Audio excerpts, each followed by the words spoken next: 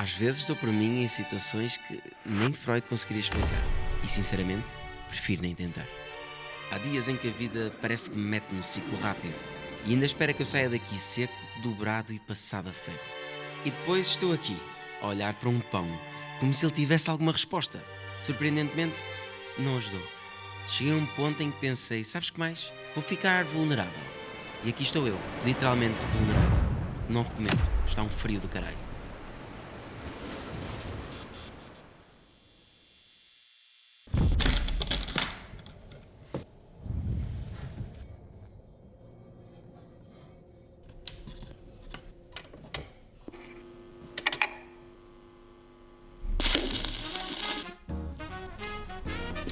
Há momentos na vida em que sentimos que estamos a perder a nossa cor. Não acontece de repente. É suave, silencioso, quase invisível. Um bocadinho desaparece aqui, outro ali, até um dia acordarmos e percebemos que já não sabemos muito bem onde é que foi que nos perdemos.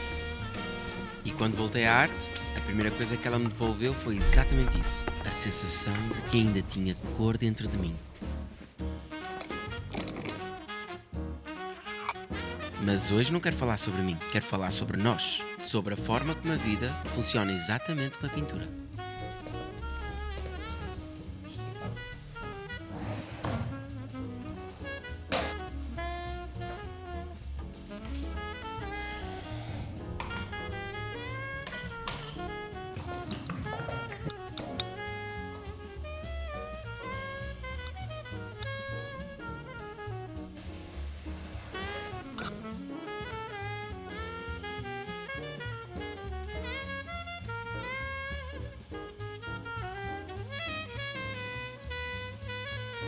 Todas as pinturas começam feias, confusas, sem direção, como se estivessem com vergonha de existir.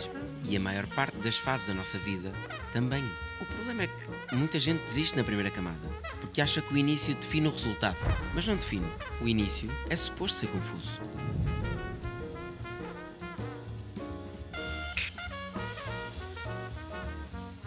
Depois vêm as camadas, lentas, pacientes, cada uma a trazer profundidade que não se vê, mas que se sente.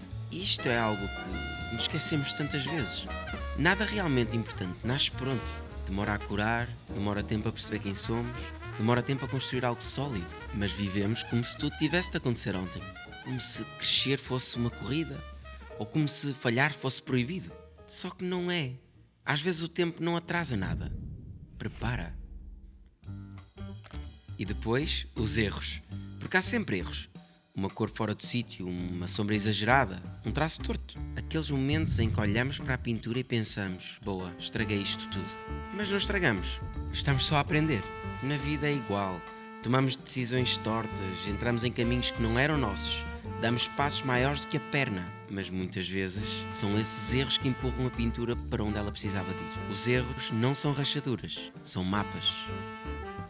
Há sempre um momento em que a pintura começa a fazer sentido.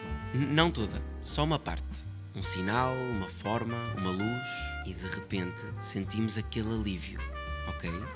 Afinal isto vai dar certo. Não porque esteja pronto, mas porque já deixou de ser caos. E na vida a clareza aparece assim também. Devagar, discreta, num detalhe pequeno que antes ignorávamos. Depois chegam os detalhes, a parte mais delicada, a parte que dá vida ao quadro. Mas os detalhes também são aquilo que ninguém vê. As pequenas rotinas, os cuidados silenciosos, as decisões que tomamos quando ninguém está a olhar. Os detalhes constroem-nos, mesmo que ninguém repare. E hoje decidi pintar um busto meu, cor-de-rosa, de goma. Eu sei, se isto não é vulnerabilidade artística, então não sei o que é. Mas há qualquer coisa no amor que nos deixa assim, meio doces, meio frágeis, meio moldáveis e ao mesmo tempo profundamente humanos. E o mais difícil numa pintura não é começar, é parar. Eu e o parar temos uma relação complicada. Se isto fosse comida, eu era aquela pessoa que continuava a comer, mesmo depois de já ter dito estou cheio. Só que aqui é tinta e estraga mais. Mas parar também é criar. Parar evita que destruamos aquilo que já estava bonito.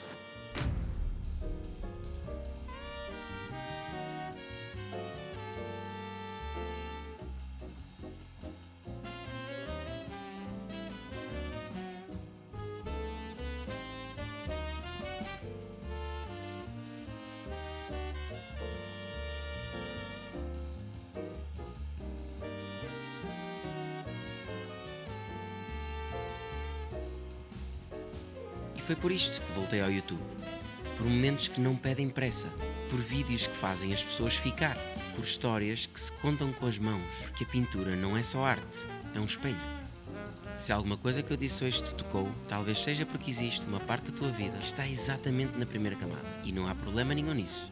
Toda a arte começa feia, toda a vida começa confusa, mas a beleza vem depois. Vem com as camadas, vem com o tempo, vem contigo.